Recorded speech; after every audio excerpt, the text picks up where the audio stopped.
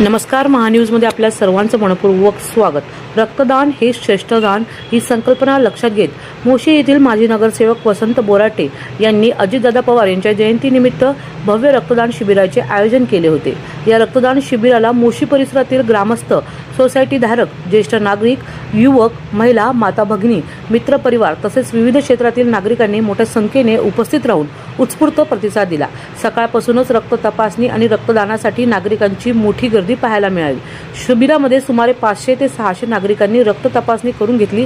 त्यापैकी मित्र परिवार, कार्यकर्ते, सोसायटी धारक, ग्रामस्थ आणि परिसरातील नागरिक अशा एकूण 173 जणांनी रक्तदान केले। रक्तदात्यांची आवश्यक वैद्यकीय तपासणी करून योग्य मार्गदर्शनानंतर रक्त संकलन।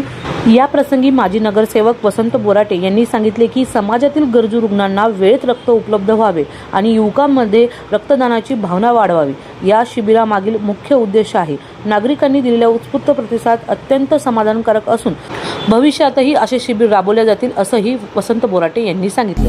Bureau report, Mahanews, Moshi.